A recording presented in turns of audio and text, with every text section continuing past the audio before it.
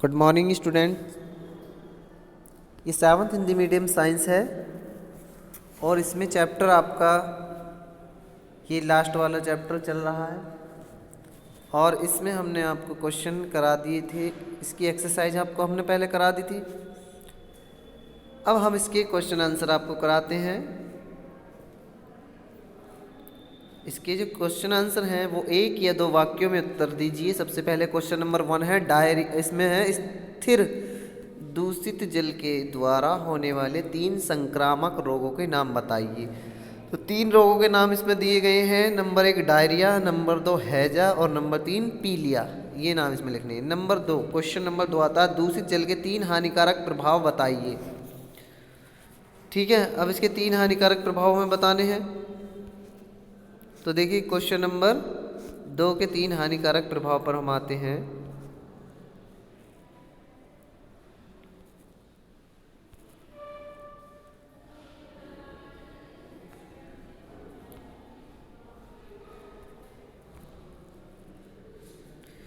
ये question number 2 के 3 हानिकारक प्रभाव आपको लिखने हैं। नंबर 1 देखिए यहाँ पर हमने 2 डाला हुआ है हेडिंग। नंबर 1 आपको लिखना है बीमारियों का फैलना, नंबर 2 है जल प्रदूषण और नंबर 3 है स्थिर जल।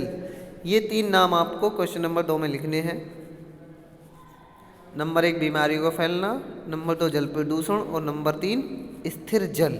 ठीक है, उसके बाद हम चलते हैं आपके क्वेश्चन नंबर 3 पर। मानव अपशिष्ट पदार्थों के कोई 2 कम लागत वाले काम चलाओ दूषित जल निपटान प्रणाली का नाम बताइए। ठीक है, क्वेश्चन नंबर 3 का आंसर पर हम चलते हैं। तो देखिए ये है 3।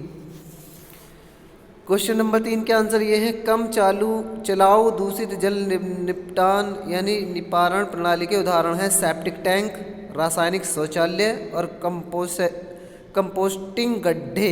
ये 3 नाम आपको क्वेश्चन नंबर 3 के आंसर में लिखने हैं। अब आते हैं क्वेश्चन नंबर 4 पर। दूषित जल शोधन का क्या अर्थ है? क्वेश्चन नंबर 4 क्वेश्चन 3 का आंसर। क्वेश्चन नंबर 4 पर आते हैं हम। तो देखिए क्वेश्चन नंबर 4 का जो आंसर है वो ये रहा। यहाँ से करना है आपको दूषित जल शोधन। दूषित जल को कम हानिकारक बनाने के लिए उसमें से दूषित पदार्थों को अलग करने की प्रक्रिया है ताकि उसे सुरक्षित रूप से जल के स्रोत से प्रभावित किया जा सके। ये इसका आंसर है। ठीक है, क्वेश्चन 4 का। अब आते हैं क्वेश्चन नंबर 5। विशुद्ध जल का क्या आशय है? ठीक है, क्वेश्चन नंबर 5। क्वेश्चन नंबर 5 का आंसर आपकी ये रहा। तो देखिए कीचड़ तथा तैरने वाली अशुद्धियों को हटाने के बाद विशुद्ध जल प्राप्त जल होता है।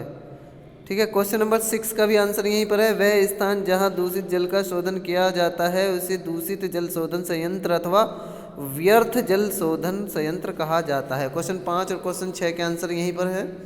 ठीक है, ये आपके क्वेश्चन आंसर हैं। क्वेश्चन नंबर 4, क्वेश्चन नंबर 5 और 6 यहीं दोनों एक ही जगह पर हैं। अब आते हैं लघु उत्तरीय प्रश्न। तो देखिए लघु उत्तरीय प्रश्न में आता है सबसे पहले क्वेश्चन नंबर 1 ग्रिड तथा रेत अलग करने वाले टैंक में पहुंचने वाले दूषित जल की गति क्यों धीमी कर दी जाती है? लघु का क्वेश्चन नंबर 1। तो देखिए लघु का क्वेश्चन नंबर 1 पर हम आते हैं। ये रहा शॉर्ट का यानी लघु शॉर्ट का क्वेश्चन नंबर 1 आपकी स्क्रीन पर ये रहा। ख पार्ट से आपको करना है ग्रिड अलग करना। तो देखिए जहाँ से निशान लगाया है यहाँ से लेके और नीचे तक ये आपको इसका आंसर करना है। अब आते हैं शॉर्ट के क्वेश्चन नंबर 2 पर। खाद किसे कहते हैं? क्वेश्चन नंबर 2 पर आते हैं खाद किसे कहते हैं? तो देखिए खाद किसे कहते हैं, ये रहा ये रहा। देखिए खाद किसे कहते हैं? शॉर्ट का दूसरा बायोगैस को अलग करने के बाद शेष कीचड़ बाहर निकाल लिया जाता है तथा उसे सुखाकर खाद के रूप में प्रयोग किया जाता है। यहाँ तक का शॉर्ट का क्वेश्चन नंबर 2 का आंसर आपकी स्क्रीन पर ये रहा। ये शॉर्ट का क्वेश्चन नंबर 2 है। अब आते हैं क्वेश्चन नंबर 3। किन्हीं 2 का नाम बताइए। किन्हीं दो के नाम। क्वेश्चन नंबर 3, कार्बनिक शुद्धियाँ अकार्बनिक शुद्धियाँ पोषक तत्व। तो देखिए आइए यहाँ पर हम आते हैं आपके, ये रहे क्वेश्चन नंबर 3 का शॉर्ट का आंसर बताना है आपको। ये रहा दूषित पदार्थ। ये 5 4 के 4 नाम लिखकर इसके इनके आगे के यहाँ तक का, जहाँ तक का आपको लिखा गया उदाहरण सहित आपको शॉर्ट का तीसरा करना है। तीनों का अलग अलग नाम लिखकर, 4 का है। पहले लिखना है कार्बनिक, उसमें से आगे नाम लिखना है, फिर लिखना है अशुद्धियाँ, फिर उसका नाम लिखना है, उसके बाद अकार्बनिक, अशुद्धियाँ, फिर पोषक तत्व। चारों के नाम लिखकर इनके उदाहरण इनके सामने ही आपको लिख देने हैं। उसके बाद हम आते हैं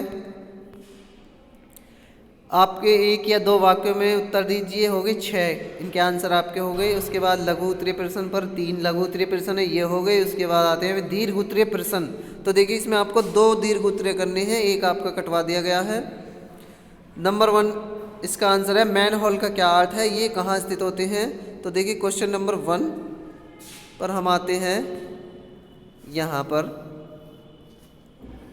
ये रहा क्वेश्चन नंबर 1 का आंसर, ये रहा।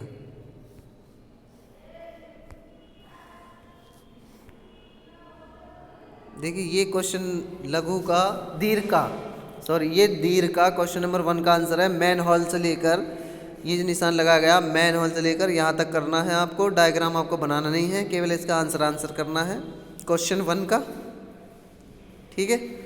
उसके बाद आते हैं लघु का क्वेश्चन नंबर 2, और लघु का क्वेश्चन नंबर 2 आपको सेप्टिक टैंक ऊपर से लेके यहाँ परिवर्तित किया जाता है, यहाँ तक आपको करना है, ठीक है स्टूडेंट्स। और इसी के साथ ही आपका सिलेबस कंप्लीट हो चुका है। जिन बच्चों का काम पूरा नहीं हुआ है वो घर पर बैठकर अपने इस काम को पूरा कर लें। आपका सिलेबस कंप्लीट हो चुका है।